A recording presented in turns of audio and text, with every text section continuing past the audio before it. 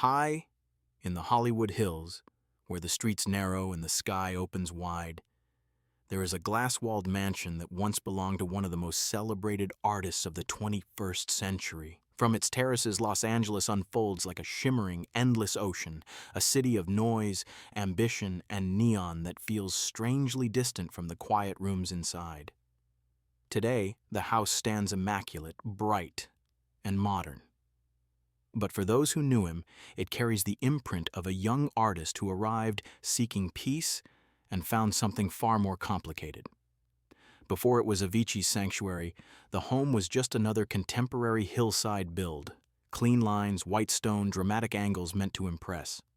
Realtors advertised it as a masterpiece of light, a place where mornings felt like the world was brand new and every night ended with the view of 1,000 glittering windows below. But when Tim Bergling stepped through its doors for the first time, he wasn't looking for grandeur. He was looking for silence. It was 2013, the year everything in his life accelerated.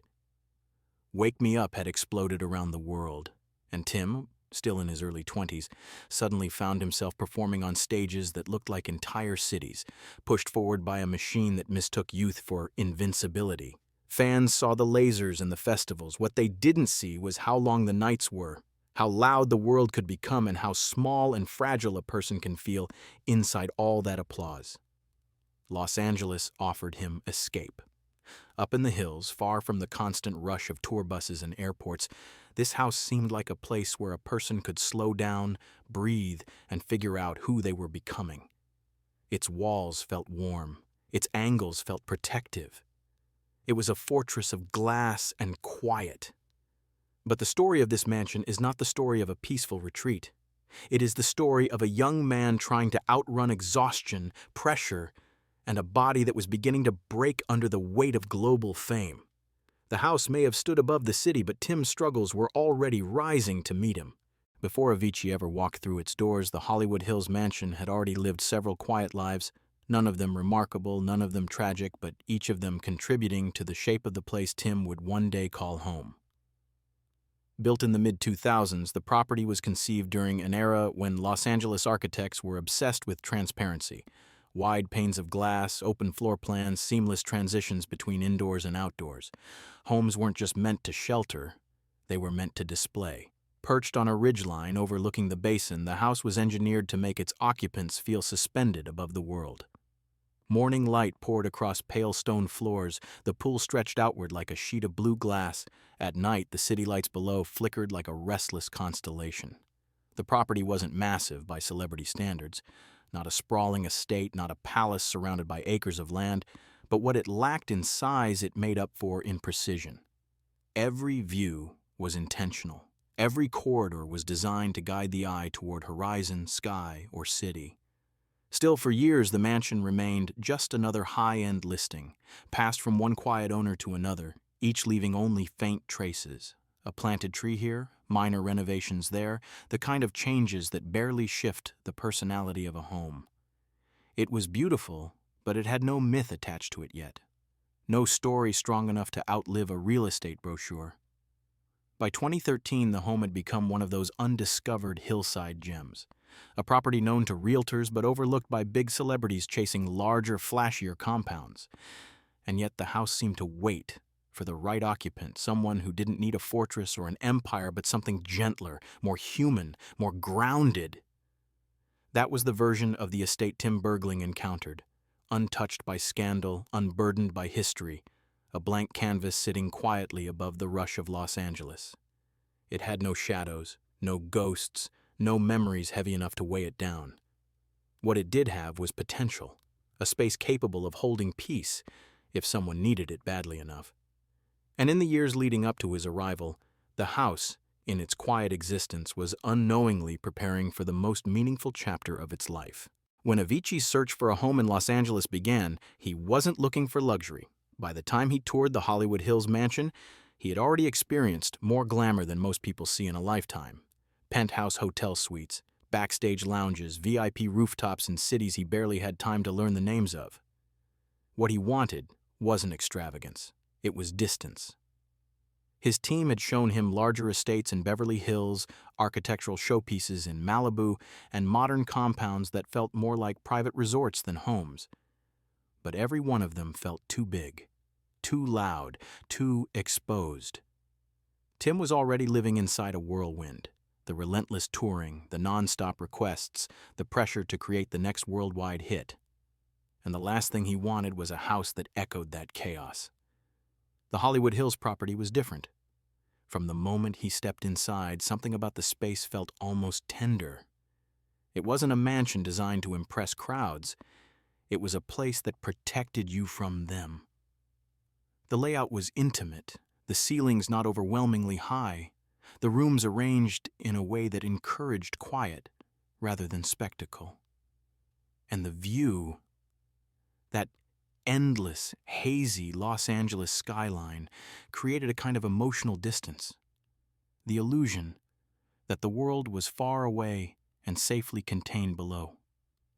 He walked through the living room, ran his fingers along the smooth countertops, and paused by the windows. According to people close to him, that was the moment he seemed to exhale, a gesture small enough to miss, but meaningful if you knew how rarely he relaxed. The house didn't demand anything from him, it didn't ask for performance, it simply offered space. There was also another reason he chose this home: its isolation. Though surrounded by other properties, the mansion felt tucked away, sheltered by the hillside and hidden from the city's constant movement. It was a place where you could disappear without leaving Los Angeles entirely. For Tim, who was already feeling the early rumblings of exhaustion and anxiety, the mansion offered a promise. Here, you can breathe. Here, the world can't reach you so easily. It was a promise that would prove both comforting and deceptive, a sanctuary that would slowly become something far more complex. Once the house became Avicii's, it didn't remain just another modern hillside retreat. Tim didn't buy properties as trophies. He bought them to shape them into environments where he could think, recover, and create. And in those first months, the mansion began to shift subtly around him, adapting to the rhythms of someone whose life was both intensely public and painfully fragile. He approached the home the way he approached music, with precision, with sensitivity, and with an instinct for harmony. The changes he made weren't the flashy renovations of a young celebrity with money to burn. They were quiet, almost therapeutic. The first project was light, not adding more of it, but softening it. Tim had spent too many nights under festival lasers and stadium spotlights. Inside his home, he wanted warmth, not glare. So he replaced the harsh white bulbs with golden hues, choosing fixtures that cast gentle shadows instead of sharp lines. Evening in the house began to feel like the inside of a candle. Next came the sound. For someone whose entire existence revolved around noise, silence was not just comforting, it was medicinal. Tim upgraded insulation, added acoustic treatments in key rooms, and installed sound systems capable of playing music the way he liked it. Full, immersive, and clean, but never overwhelming. Friends later said the house carried a strange paradox. A DJ lived there, yet the mansion often felt quieter than a meditation retreat. He also reshaped the outdoor areas. The pool deck became a refuge for late-night reflections where he'd sit with a drink or a notebook, staring out at the city lights. He added shade structures, plants that reminded him of home, and spaces where guests could gather without disturbing the peaceful core of the house. Inside, he created pockets of creativity. A room for experimenting with ideas, another for decompressing, another simply for breathing. None of the renovations were dramatic, yet the house evolved into something unmistakably his. A sanctuary designed not for entertaining, but for surviving the intensity of his world. The mansion didn't transform into a palace. It transformed into a cocoon. One meant to protect a young artist who was already beginning to feel the strain of global fame tightening around him. From the outside, the mansion looked like the perfect home for a world-famous artist. Sunlit, modern, perched above a city built on dreams. But daily life inside was far quieter than anyone might imagine. The house became a world unto itself, a place where Avicii tried to piece together something resembling normalcy, while balancing a life that was anything but normal. Mornings in the mansion were slow, almost ritualistic. Tim often woke to the soft light spreading across the hills, the kind of gentle sunrise that made Los Angeles look peaceful rather than chaotic. He'd pad across the stone floors barefoot, make a simple breakfast, and sit in silence as the city hummed below. Friends said these were the rare moments when he seemed truly calm, when he wasn't a global superstar, just a young man in a quiet house. Much of his day revolved around recovery. While fans imagined him constantly making music, the truth was that Tim spent long stretches trying to heal from the toll of touring. His body was still recovering from the surgeries and medical complications that had forced him off the road. Inside the mansion, physical therapy routines blended with rest, long naps, and hours spent watching the sun drift across the deck. The house was designed for openness, but Tim often kept the curtains partly drawn, preferring dim spaces where his mind didn't feel so overstimulated. Music did fill the home, but gently. Not the pounding festival anthems that defined his career, but softer sketches of melodies, ideas he played with but didn't pressure himself to finish. Sometimes he'd work for hours, sometimes for minutes. The mansion allowed for both. He could disappear into a room and re-emerge only when he felt ready.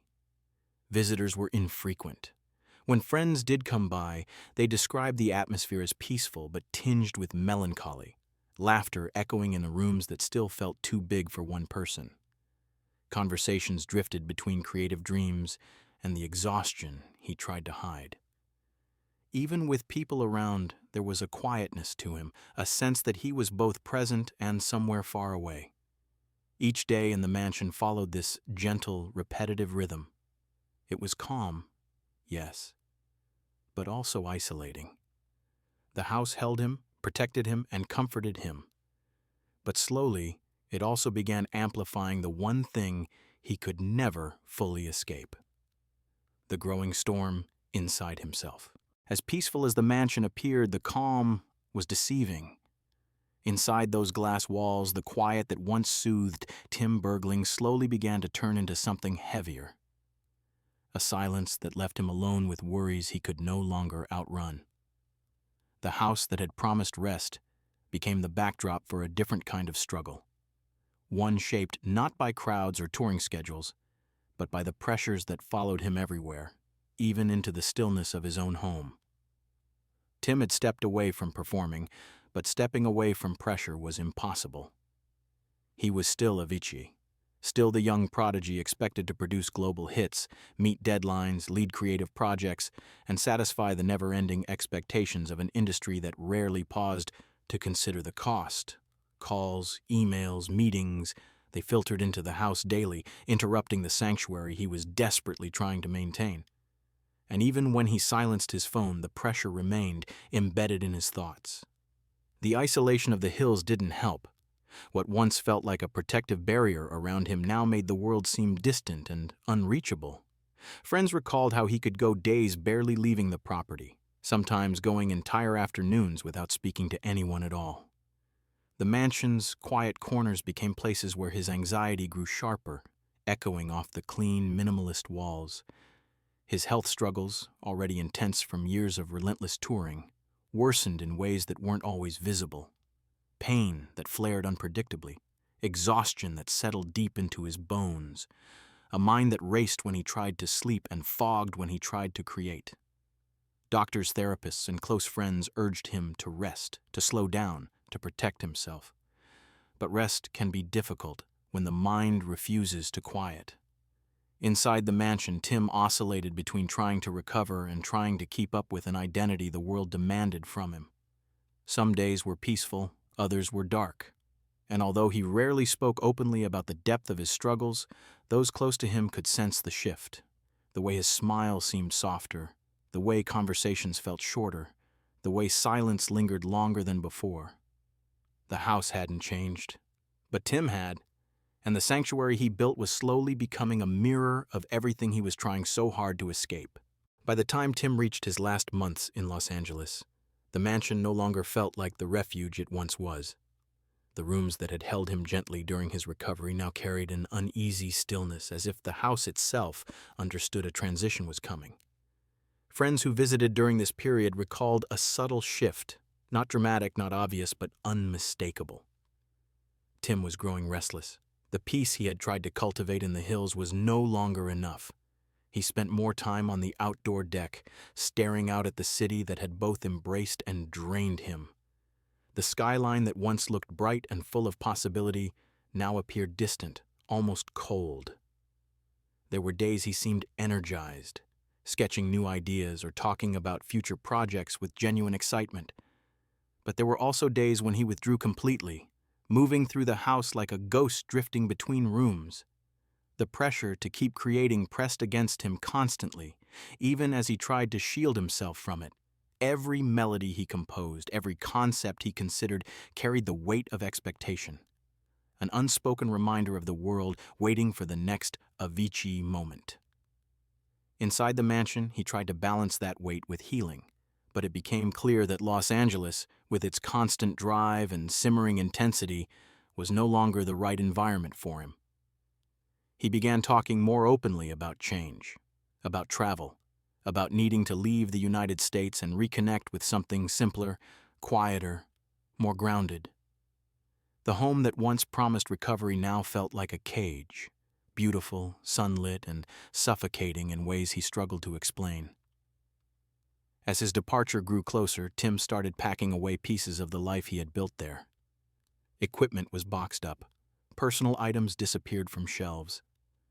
The house felt increasingly empty, as if his presence was fading room by room. Those who saw him during this time said he seemed determined but fragile. Someone who knew he had to move on even if he wasn't sure where that path would lead. When he finally left the Hollywood Hills, he did so quietly. No dramatic goodbye, no final gathering. Just a young man closing the door on a chapter that had shaped him profoundly, for better and for worse. The mansion, once his sanctuary, stood behind him as he walked away, silent, gleaming, and unable to offer the peace he sought elsewhere. When Tim Bergling left the Hollywood Hills, the mansion didn't immediately become a landmark or a symbol. At first, it was simply another luxury property returning to the Los Angeles real estate cycle, a beautiful home with clean walls, polished stone, and no trace of the young artist who had once tried to rebuild himself inside it. But as the world later learned of Tim's passing, the house took on a different weight. It became part of the geography of his story, a place forever tied to the years when he struggled most intensely with the pressures that had followed him across continents. After he moved out, new owners came and went. The interior was redecorated, the outdoor spaces updated, and the faint fingerprints of his life there were slowly replaced by fresh paint and new furniture. Yet for those who knew him, friends, collaborators, people who had stepped through those doors during his most vulnerable moments, the house would never be just another property. It carried the memory of his attempts at healing, the echo of his quiet routines, and the shadow of the isolation that sometimes overwhelmed him. In the public imagination, the mansion gradually became a symbol, a reminder that success can be blinding, that even the most privileged and talented individuals can be undone by relentless pressure, and that beauty, whether in a home, a career, or a lifestyle, doesn't guarantee peace. Fans who learned about the home often described it as hauntingly beautiful, a place that reflected the duality of Tim's life, the outward brightness and the internal struggle. His departure from Los Angeles marked a turning point. It was the moment he tried to reclaim his life, to step away from the machinery that had pushed him too far. The decision to leave the mansion behind wasn't just logistical, it was symbolic. He was trying, in the only way he knew how, to find a path toward recovery, to rebuild not just his creativity but his sense of self. In the years since his passing, the house has taken on a quiet legacy.